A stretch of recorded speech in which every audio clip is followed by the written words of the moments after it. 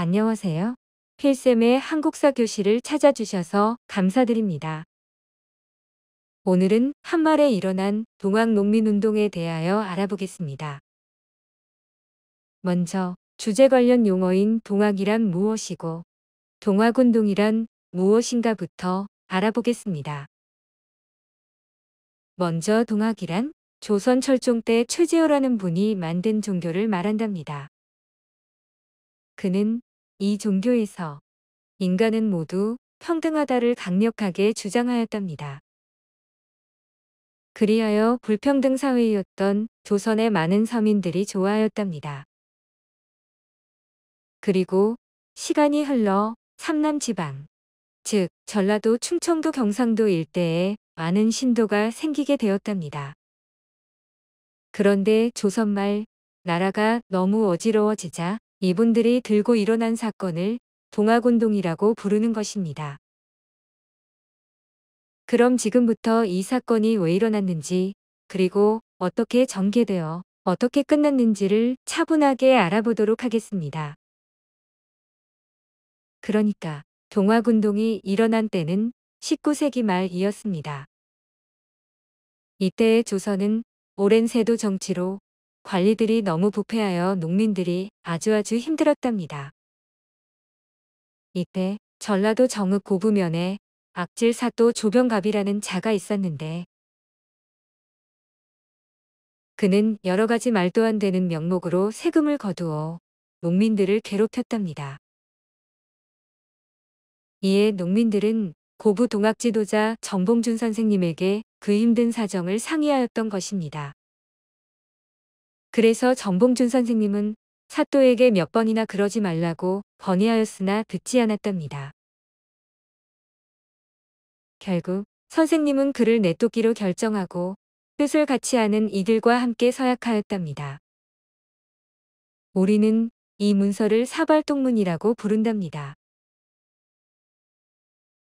그 후 정봉준 선생님은 농민들과 함께 조병갑을 내쫓고 그리고 집으로 모두 해산하였답니다.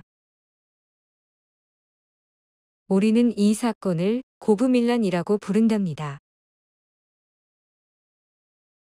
그런데 얼마 뒤 조선 조정에서 이 사건의 뒤처리를 한다고 군인들이 마을에 와서 사람들을 막 때리고 그리고 정봉준 선생님을 잡으려고 하였던 것입니다.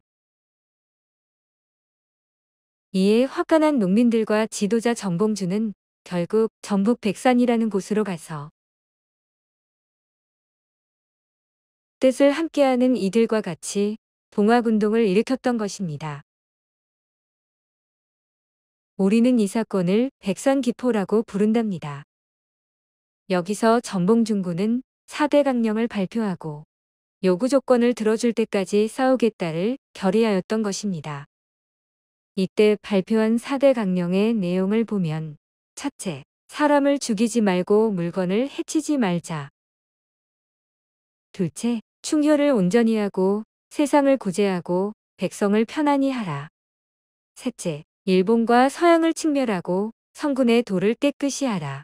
넷째, 병을 거느리고 서울로 진격하여 권기를 멸한다. 라고 발표하였답니다. 이에 이 소식을 들은 조선 정부는 군을 전라도로 내려보냈답니다.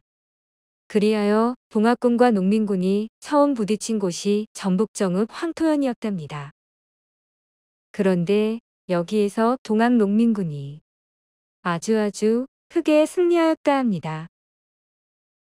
그 뒤부터 동학농민군의 사기는 하늘을 찌를 정도였답니다. 우리는 이 전투를 황토현 전투라고 부른답니다. 그래서 농민군은 진격하여 전라도의 여러 고을을 차례차례 단숨에 점령하게 되었답니다. 그리고 동학운동을 일으킨 지 약 한 달여 만에 전라도 가명이 있던 전주성까지 점령해버렸답니다. 이에 조선 조정은 깜짝 놀라 동학군에게 요구 조건을 물었는데 이에 동학군은 나라의 부패를 개혁하는 내용인 해정개혁안 12개 조항을 제시하였고 그리고 집강소를 설치하여 전라도를 직접 통치하겠다 하였답니다. 결국 어쩔 수 없어 조선 조정이 이를 수락하자 화해하여 동학농민군은 자진해산하고 귀가하게 되었던 것입니다. 우리는 이 사건을 전주화약이라고 부른답니다. 하지만 이때 조선 조정은 한편으로는 전주화약을 배신하면서 농민군을 진압해달라고 청해 군을 요청하였던 것입니다.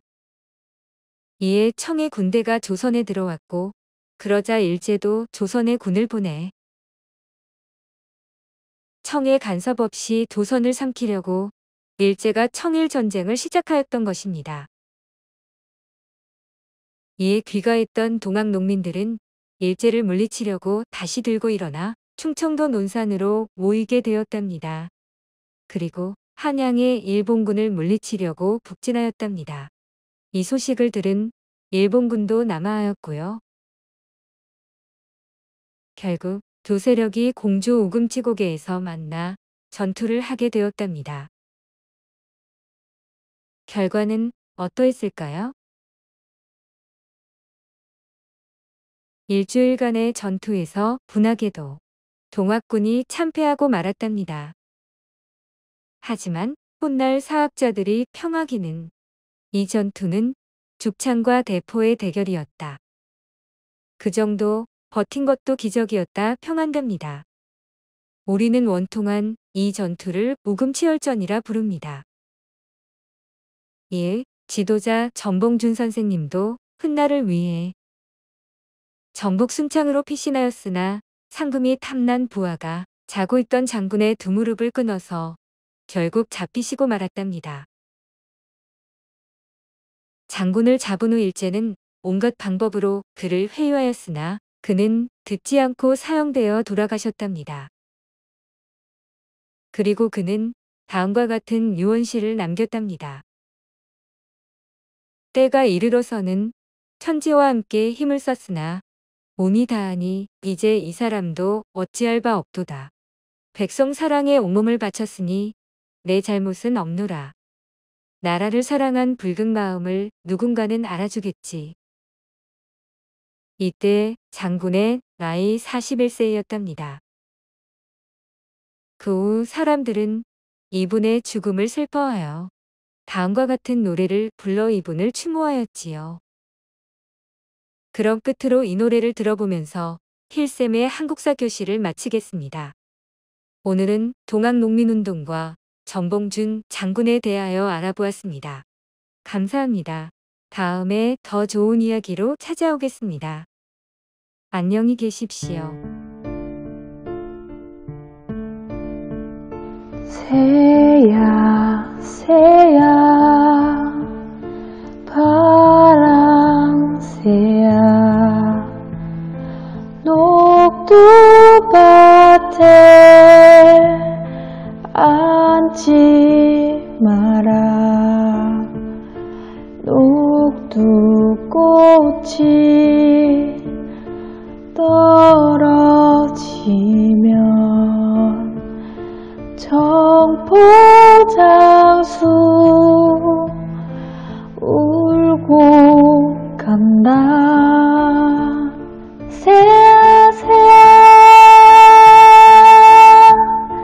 파랑새야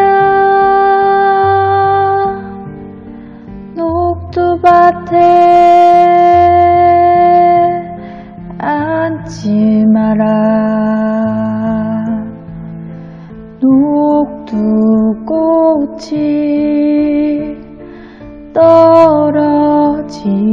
떨어지면 청포장수